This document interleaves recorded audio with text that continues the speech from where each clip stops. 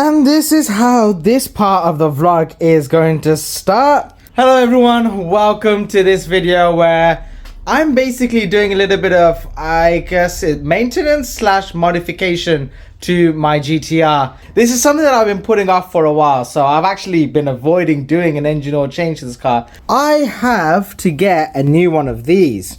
And why do I need to get a new one? Well, because this one's been leaking and it has definitely seen much better days. So this has been mounted up just over here underneath. It's got some custom mounts made, and this was basically fitted onto my GTR from a long time ago. It's had all of the piping work done and everything like that, and I needed to get a new one of these and do the swap. But I'll be honest, for a long time I didn't know it was leaking, but then all of a sudden I realized the grill was a little bit wet, and every time I did park the car into the garage after, you know, certain drives, it would always have a little bit of a wet spot. I was a bit confused. I didn't realize I had an oil cooler there, but after I figured it out, I thought, right, need to get that changed. So I picked up another one. This is from, well, this is a Mishimoto one. Done the best measurements that I can, looked at this, and I think it should be a perfect replacement. I'm basically going to be now doing an engine oil change on this car. It's fairly simple. With the car on a couple of wood planks and the bumper off, you can actually get to the oil drain plug from underneath the car without jacking it up. So that's basically what I'm going to be looking at doing here. So kind of one of the things that worked out good for me. Normally you'd have to jack the car up, get it up in the air. The oil filter is still in the original location, so that's going to be a bit annoying to remove. But fingers crossed things go well. And that's the best way to put it. I've got a car meet tomorrow, and loads of us Skyline owners are meeting up, a couple of the local guys. The other thing that I'm going to be doing is there is a custom air scoop that has been built. It's by a guy called Scott. He's 3D printed it, and I'm basically going to be looking at fitting that on as well whilst the bumper's off. So without further ado, I'm going to basically first get the oil drained out of this car, take off the oil cooler, then take off the oil filter. Doing it in that order because I hope it means I spill the least amount of oil possible then, because nobody finds cleaning up oil fun. With the car jacked up in the air, we can see there, right there, that guy, that is the oil drain plug.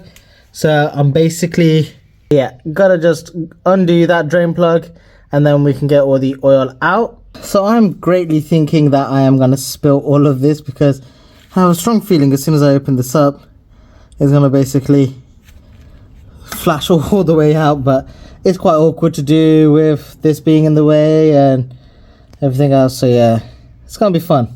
And I almost did it without getting myself completely covered, but the oil looks somewhat, yeah, that's not very clean.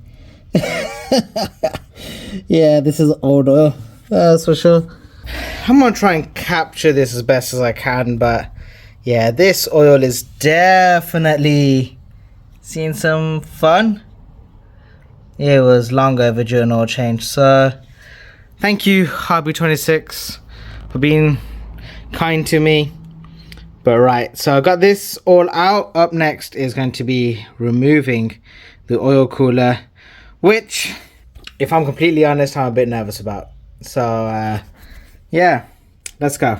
So that was actually a lot harder to remove. Hopefully everything goes to plan now. This is to the point where this was so tight on here, and all I kept thinking was, oh, I don't want to drop my tools into the oil, but I also don't want this thing to start dripping loads of oil onto the floor and stuff. So right, okay, there is the old oil cooler. Yeah, there's actually a fair amount of oil still draining out of this, which is a good thing that I'm changing it, because means I'm getting rid of all of this old oil that still would have been in the lines. And just like that, Project GTR is not going well. So I have been able to remove the oil cooler. I've got it over here, But the fittings on this one, which has this little adapter on it as well, they are completely different sizes to the Motul ones. And these ones are way bigger than the other one. So, ta-da! That's how big of a difference it is. So that's the current piping. And yeah. So, not what I wanted. I think it's fair to say that that is a very big disappointment. And as usual, being that there's a car meet tomorrow is when I figured this out. And not only that, but it's bank holiday weekend, which means nothing's open until Tuesday. So that is really, really bad news. Means I have to shuffle a lot of things around, and yeah, so right, I will pick up with you all shortly once I have all the right equipment. But I wanted to add this in because this just goes to show just how wrong things can go when working on old cars. Annoyingly as well, the information that I would have liked to have had on buying the Motul one wasn't there, which was about the thread depth. I wouldn't have known what the current one was like either, so it's just one of those things, unfortunately. But right, yeah, pick up with you guys shortly once I have everything. Much later. So it's actually been about a week now since I started working on this car, and it's been left like this because the old oil cooler was the wrong fitting. It had an AN fitting on it, and I'll be honest, I didn't know what fitting I needed until I took off the old one. Mine has a bit of an old fitting, M18 1.5 pitch thread. So what I have been able to find, Motul, they do these ones where it is basically a female thread of the same fitting of my old one. So I'm basically going to be reusing this. So there is the setup. I'm using the same old mounting points as well, so they're all going to be tightened back up. And there's actually a car event on tomorrow, so I've had this going on. I've had a huge amount of drama going on with my M5 as well, which has not been fun. So there's just so many things happening all at the same time. Time to get this car basically all sorted, out of here, get the bumper work done and everything, and then I can actually look at getting the car ready to take to the event tomorrow, which is the Coventry Motor Fest. So much going on. I'm extremely behind in everything that I want to get done, but I'm only one person and I can only do so much. So without further ado, let's carry on with the oil change on this, fitting on that air cool scoop, and then I can somewhat have a little bit of a break. So yeah, let's go. That is the new oil cooler fitted, and it looks perfect. So this is actually the 235mm from Motul. I'll leave a link down below in the description of basically the best place to get one from if you are going to look at getting this. And yeah, price wise, they're very reasonable. Got it pretty much the next day, so I'm super happy with that. You guys can actually have a look at the mounting that has been done. It is on so tight, it literally won't flex. And there's literally a couple of mil between it. So what's kind of good here is this, the airflow that's going to come through the oil cooler will also go through the intercooler. So it's kind of helping a 2-in-1 effect, which is, you know, it's a good thing. In the future, I will be looking to chop these up and get the N1 vents put in, but that will probably be a little bit later on down the line. But yeah, oil cooler fitted. Sump plug is going to basically get fitted on now, and I wanted to show you all, I removed the old oil filter. That was challenging to say the least. You guys can see I put a little bit of tissue just down there just to make sure that none of the oil dripped down and went anywhere. So it's definitely got some oil still in there, so I'm going to drain that out and show you all how much oil was actually still in the oil filter. Just keeping some tissue nearby because I have a strong feeling that this might drip afterwards, but let's see how much old oil is still in here. Oh, actually, it felt like there was a lot more in there. This is quite a heavy thing then. It's just that.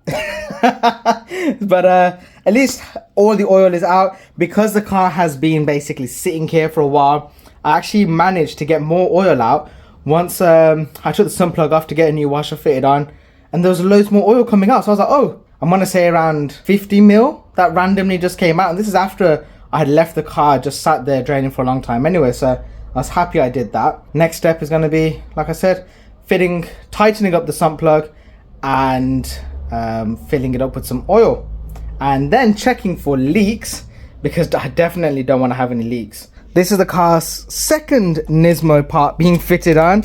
I've got a Nismo oil filter to go on. I'm just going to put a little bit of oil on the ring, and then slot this guy back on. It's a good thing I left this rag underneath, because yeah, there was a lot of oil dripping out there. But the new one is fitted on. So I'm trying to show you guys just a sneak peek. There you go, you can just about see it there. Ta-da. So everyone, it's the big moment now, which is filling up the Motul oil. I'm not going to fill it all up straight away. I'd rather take my time with it and just make sure there's no leaks and stuff. It's coming out in such a funny way.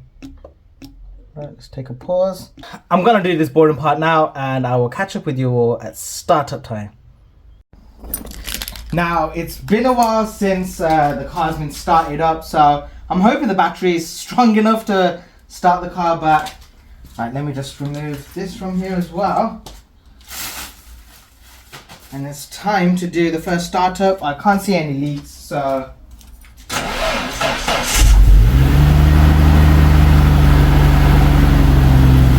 Weird position to go in front of you guys, but had to do it straight away. Because I have an oil cooler on there, I'm gonna now need to let it settle a little. I want to work on the bumper stuff, because I want to make sure that the right level has gone through, because the oil still needs to go over to the oil cooler and then kind of come back and settle again. So that's why I left the engine running for a little bit. It was literally in the middle point when I filled up the 5 liters, so I know naturally the oil lines will take a little bit of oil as well from the car.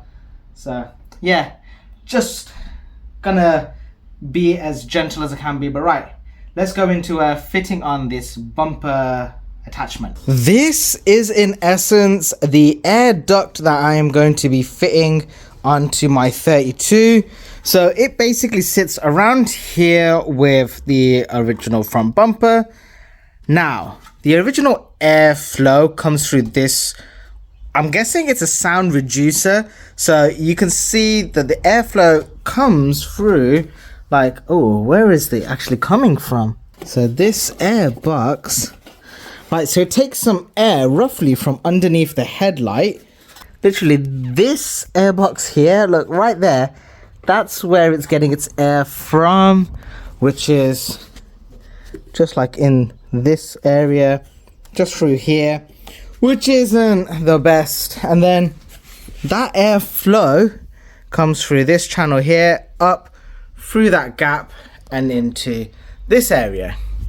Now, this guy is probably a sound reducer. So what I'm going to look at doing is removing the hose from here and here, disconnecting this box, dropping that down, and then this new guy can probably just sit up here and direct the air straight in through to the airbox. So yeah, this is the old contraption.